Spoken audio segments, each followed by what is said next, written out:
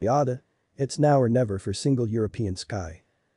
Single European Sky project to reform Europe's air traffic management system faces collapse. European states must support European Commission's proposals to reboot stalled initiative. COVID-19 crisis makes the efficiency gains of the SES more critical than ever. The International Air Transport IATA warned that the Single European SKY project to reform Europe's air traffic management system faces collapse if European states do not support the European Commission's proposals to reboot the stalled initiative. The European Commission has been trying to deliver the benefits of SES since the early 2000s, but state inaction has meant that none of its targets have been met. New legislation, as proposed by the Commission, is the only way to force the reform and improvements that are desperately needed. But the intransigence and selfishness of key EU states and their air navigation service PROVIDERSANSPs threatens to collapse the latest Commission effort, said Willie Walsh, IATA's Director General. The SES is vital for a safe, sustainable and efficient European air transport industry.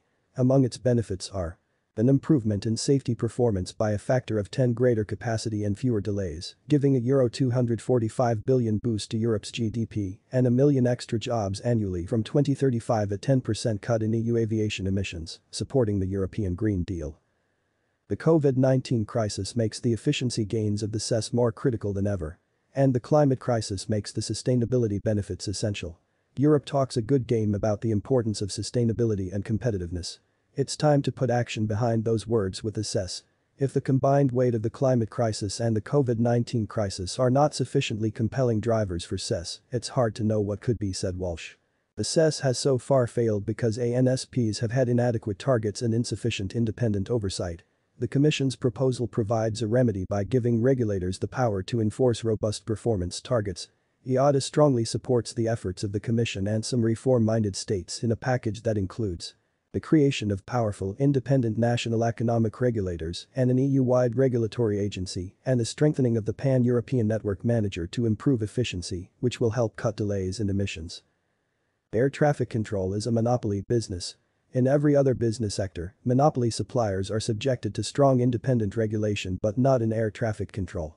European states make grandiose statements about climate action, yet refuse to back common-sense reforms that would force ANSPs to make routings more efficient. And, oblivious to the €27 billion collective loss made by European airlines last year, Europe's ANSPs are demanding further price increases while sitting on at least €2.5 billion of cash. This is pure madness. But, instead of driving solutions at this critical time, many states are positioning to block reforms, and we are in serious danger of moving backward, said Walsh. Many European states are considering blocking the reforms in favor of an alternative vision, which will weaken the targets and regulatory oversight from what is currently in place. This is completely unacceptable and could collapse the entire package of reforms. Such a catastrophic failure of the Commission's proposal would take years to recover from. We would have lost a real opportunity for change when it is vitally needed. And the environment and the European economy will pay a high price for that, along with travelers and airlines. It's time for states to put an end to years of short-sighted political maneuvering and administrative paralysis and support the Commission's proposal to finally deliver a single European sky, said Walsh. The IATA calls on the transport ministers to adopt at the next Transport Council on 3 June a more ambitious general approach in line with the Commission's proposal.